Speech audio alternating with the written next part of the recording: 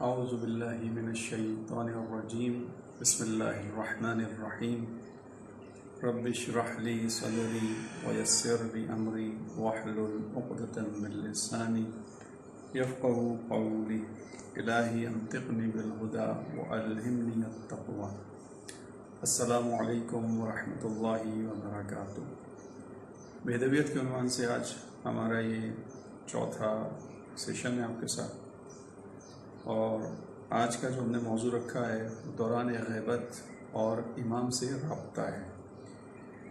آپ کے سامنے کل کی گفتگو میں یہ بات بیان ہوئی تھی کہ غیبت ایک آزمائش ہے اور ساتھ ساتھ تربیت کے لیے ایک بہت اچھا موقع جو خداوند عالم نے عطا کیا ہے، اور اس کے اندر جو فضیلتیں ہیں ان کا کچھ آپ کے سامنے تذکرہ ہوگا۔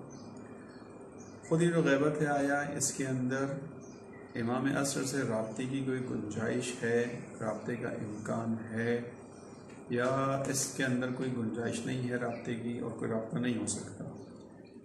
اس کے لیے خود غیبت کا سمجھنا ضروری ہے کہ غیبت کیا چیز ہے، غیبت کا مطلب کیا ہے۔ غیبت کا مطلب امام کا غائب ہونا نہیں ہے۔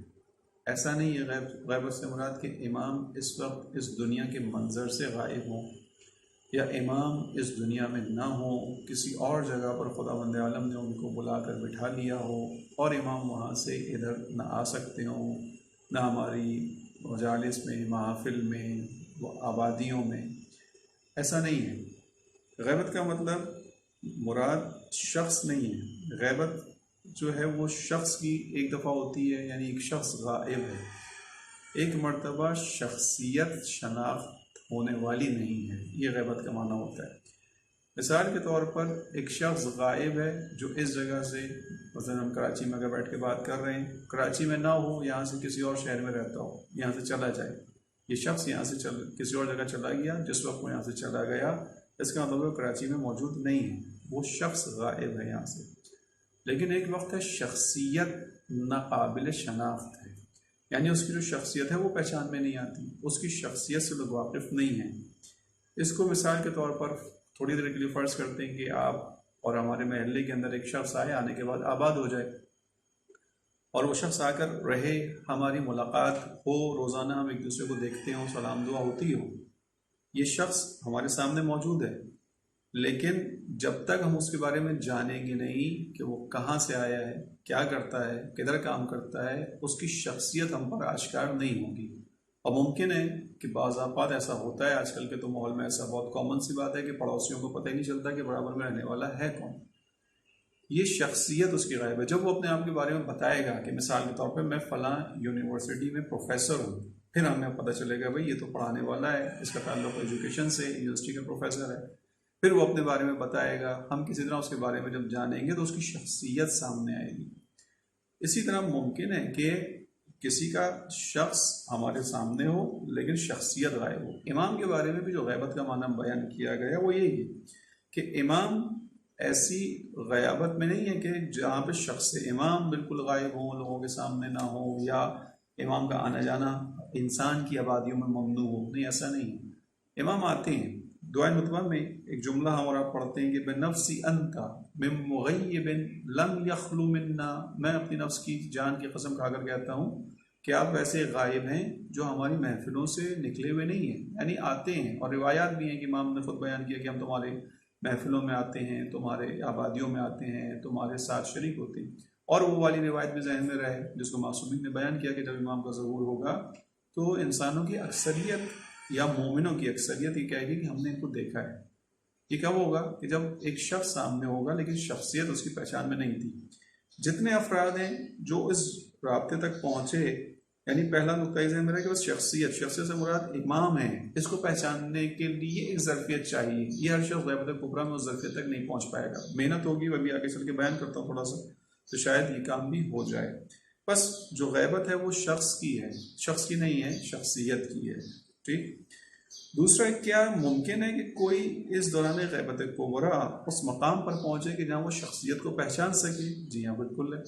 بہت سے افراد اس طرح کے گزرے، بہت سے علماء، بہت سے بزرگان، اس جگہ تک پہنچے مثلا سید ابن طاؤس، جو سرداب والی روایت ہے کہ وہ زمین پر سرداب میں نیچے اترے تو امام کی آواز اپنے کانوں میں آئی. تو یہ وہ خوش نصیب ہیں کہ جن کو امام کی آواز کی بھی پہچان ہے. کوئی بھی کھڑے ہو کے دعا کر رہا ہوتا، انہیں کیا پتا ہوتا، انہیں آواز آئی، اس آواز سے انہوں نے پہچانا. یا سید مہدی بحر العلوم کہ جن کی مسجد سہلہ میں جو مقام امام زمانہ ہے وہاں امام سے ملاقات ہوئی اور انہوں نے دیکھ کر پہچانا. غیبت کبریٰ میں ایسے افراد کی بہت بڑی تعداد ہے کہ جو امام تک پہنچے ہیں. یہ رابطہ ہو سکتا ہے. ایک خوبصورت چیز آپ کے سامنے بیان کروں، ایک کتاب ہے ارتباط معنوی، فارسی کے اندر حسین گنجی صاحب نے لکھی. اس میں انہوں نے ایک مشہور حدیث جو ہے خود امام کی زبانی بیان کی گئی، اس کو بیان کرتا ہوں کہ رابطہ کس نوعیت کا ہو سکتا ہے، کیسے ہو سکتا ہے. تھوڑا سا اس پہ بات کر کے زحمت آج تمام کریں گے. امام نے بیان کیا وَأَمَّا وَجْهُ الْإِنْتِفَاعِ بِي فِي غَيْبَتِي فَكَالْإِنْتِفَاعِ بِالشَّمْسِ إِذَا غَيَّبَهَا عَنِ الْأَبْصَارِ الصَّحَابِ. امام نے اصل نے خود بیان کیا کہ دوران غیبت میں مجھ سے استفادہ کرنا ایسا ہی ہے جیسے بادلوں کی اوٹ میں چھپے ہوئے سورج سے استفادہ کرنا ہے. اب یہاں اس کتاب کے رائٹر حسین گنجی نے خوبصورت نقطہ نکالا، وہ ہم نے بیان کر رہا ہوں کہ اس روایت میں امام نے خود کو خورشید سے، سورج سے تشبیہ دی ہے. اب اس سورج کی تشبیہ کو سامنے رکھیے، اپنے ذہن میں رکھیے. اور ایک سوال کہ کیا سورج ہر گھر میں آتا ہے، ہر گھر میں اس کی روشنی آتی؟ اس کا جواب یہ دیا جائے گا کہ ضروری نہیں ہے کہ ہر گھر میں سورج کی روشنی آئے. کیسے؟ ممکن ہے کوئی گھر ایسے بنایا جائے کہ اس کی دیواریں بہت بلند ہوں. ممکن ہے کوئی گھر ایسا بنایا جائے اس میں کوئی دروازہ، اس کے اندر کوئی دریچہ، کوئی کھڑکی ہی نہ کھولی جائے، یا کسی ایسی جگہ پہ کھڑکی نہ کھولی جائے کہ جہاں سے سورج آتا ہو. ٹھیک ہے؟ جب اس کے اندر کوئی کھڑکی نہیں کھولی جائے گی، دریچہ نہیں کھولا جائے گا، روشن دان نہیں بنایا جائے گا، تو اس گھر میں سورج کی روشنی نہیں آئے گی. سورج موجود ہے. اب کرنا کیا ہے؟ سورج کی روشنی کے لیے آپ کو سورج کے رخ پر روشن دان بنانا ہے، آپ کو سورج کے رخ پر کھڑکی بنانی ہے، سورج کے رخ پر ایک جو ہے دروازہ بنانا ہے. جب آپ سورج کے رخ پر یہ تمام چیزیں بنائیں گے اور انہیں کھولیں گے سورج کی طرف، تو سورج تو اپنی جگہ ہے، کیا ہوگا؟ روشنی خود بخود اندر آئے گی. یہاں پر وہ نقطہ موجود ہے. امام نے اپنی مثال سورج کی دی، خورشید کی دی. یہ خورشید امامت موجود ہے، چمک رہا ہے، اپنی روشنی پھیلا رہا ہے. کرنا کیا ہوگا؟ جس نے اپنے وجود کے اندر اپنے دل کی کھڑکی کو امام کی طرف کھولا، اپنے دل کے دریچے کو امام کی طرف کھولا، اپنے قلب کی روشن دان کو امام کی طرف کھولا، جتنا اس نے امام کی طرف اپنی اس کھڑکی کو، روشن دان کو، دریچے کو یعنی نفس کو آمادہ کیا، اتنا ہی امام کے وجود کی روشنی اس کے وجود میں اترتی چلے گی. یہ ایک اچھی مثال ہے. یہ ارتباط معنوی کے اندر ہے، یعنی ہمارا قلبی رابطہ ہو سکتا ہے.